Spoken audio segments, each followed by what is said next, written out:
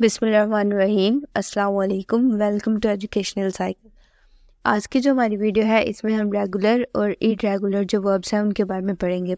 These are two forms of verb. हमें पता है कि जो वर्ब्स हैं उनकी और भी बहुत ज़्यादा फॉर्म्स हैं, जैसे हेल्पिंग वर्ब्स हैं, ऑक्सिलरी वर्ब्स हैं, ट्रांसटिव, इंट्रांसटिव, बहुत ज़्यादा इस तरह फॉर्म ऑफ वर्ब्स आती हैं। वर्ब्स की जो सी हमारे पास टाइप्स हैं वो बहुत ज़्यादा आती हैं। इसी तरह ये जो रेगुलर और इरेगुलर वर्ब्स हैं ये भी वर्ब्स की दो टाइप्स हैं। आज हम इनके बारे में पढ़ेंगे और इन्हें समझने की कोशिश करेंगे। सबसे पहले हमारे पास है रेगुलर वर्ब्स। रेगुलर वर्ब की हम डेफिनेशन देख लेते हैं कि इसकी डेफिनेशन क्या है।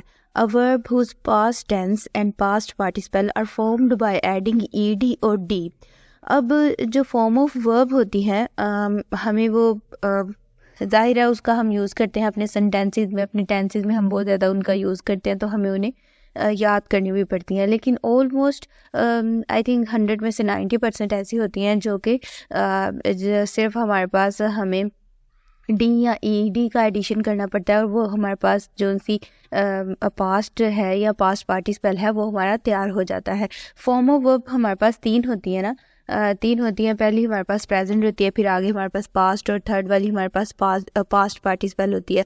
तो ऑलमोस्ट जो 90% है वो रेगुलर वर्ब्स के अंदर फॉल करती हैं। तो रेगुलर वर्ब्स हमारे पास क्या होते हैं, जो हमारे पास सिर्फ डी या ई डी लगाने से हमारे पास रेगुलर वर्ब्स बन जाते हैं।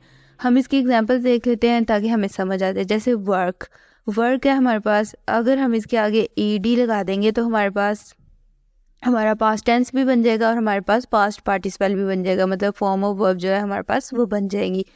Worked, worked. इसी तरह लुक है, उसके आगे हम ई डी अगर लगा देंगे तो ये रेगुलर वर्ब्स बन जाएंगे। Looked, looked. Jump, jumped, jumped. Hear, heard, heard. यहाँ सिर्फ हमने डी का एडिशन किया तो ये भी हमारा पास्ट टेंस भी बन गया और पास्ट पार्टिसिपल भी हो गया। तो ये जो से हमारे पास ये वाली जो सी फॉर्म ऑफ वर्ब्स होती है ये हमारे पास रेगुलर वर्ब्स के अंदर फॉल करती हैं। सिर्फ हमें डी या ई डी लगाना होता है और हमारी जो सी ये फॉर्म्स हैं वो बन जाती हैं। ये रेगुलर वर्ब्स ही इन्हें हम कहते हैं।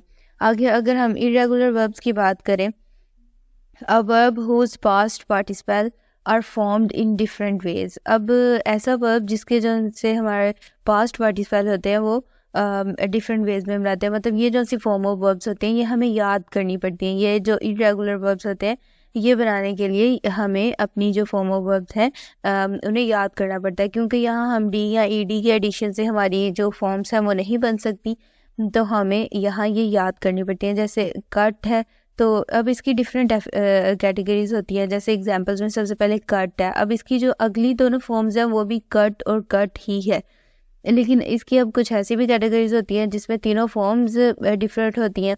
जैसे सेकंड एग्जांपल है गेट, गोट, गोटन। अब यहाँ ये तीनों डिफरेंट है, इन्हें हमें याद करना पड़ता है। हमें इनका यूज़ अच्छा बेहतर करने के लिए हमें इन्हें याद करना पड़ता है, क्योंकि हम ऐसे नहीं कर सकते कि गेट के साथ डी या ई डी लगा दे तो हमारे आगे जो वर्ब हैं वो बन जाए, इस तरह नहीं होता। तो इरेगुलर वर्ब्स वो वाले होते हैं जिनको बनाने के लिए हमें डिफरेंट कैटेगरीज उनमें यूज़ होती हैं, डिफरेंट वेज होते हैं उन्हें बनाने के, और फिर जाके कहीं इरेगुलर वर्ब्स जो हैं वो हमारे पास बनते हैं। एग्जांपल्स में सबसे पहले हमने देखी थी कट, कट, कट, फिर गेट, गोट, गोटन, फिर उसके बाद लीड, लेड, लेड, और फिर सिट, सैट, सैट। इस तरह की जो सारी फॉर्म ऑफ वर्ब्स होती हैं वो हमारे पास इरेगुलर वर्ब्स के अंदर आ जाते हैं, जिन्हें हमें याद करना पड़ता है। उनको इंग्लिश में यूज़ करने के लिए, उन्हें समझने के लिए वो हमें मेमोराइज करनी पड़ती हैं।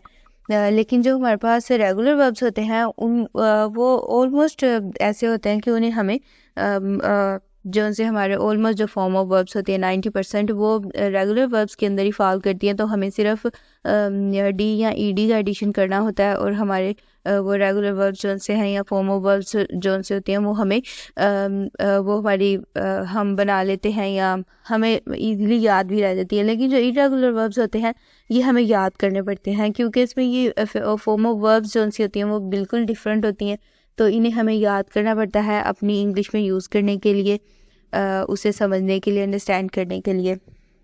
तो ये जो आज की जो मेरी वीडियो थी ये जस्ट एक छोटे से टॉपिक पे थी, रेगुलर और इरेगुलर वर्ब पे। और आई होप कि इसके अंदर का जो डिफरेंस है वो आपको समझ आ गया होगा। एक ही डिफरेंस है कि जब हम रेगुलर वर्ब्स के अंदर जो हमारे वर्ब्स होते हैं वो बन जाते हैं डी या ईडी के एडिशन से, लेकिन दूसरी तरफ जब हम इरेगुलर वर्ब के अंदर आते हैं तो यहाँ ऐसा नहीं होता। यहाँ हम डी या ईडी के एडिशन से अपनी जो सी फॉर्म्स हैं वो नहीं बना सकते, अपने वर्ब्स को नहीं बना सकते। यहाँ हमें याद करनी पड़ती हैं फॉर्म्स, ये जो चीज़ें हैं ये हमें याद करनी ही पड़ती हैं, इसे हम नहीं बना सकते डी या ईडी के एडिशन से। तो आई होप कि ये जो टॉपिक है रेगुलर और इरेगुलर वर्ब्स वाला वो आपको समझ आया होगा, और इसमें अगर कोई कन्फ्यूजन होगी तो वो भी क्लियर हो गई होगी। और आई होप कि ये आपको समझ आ गया हो।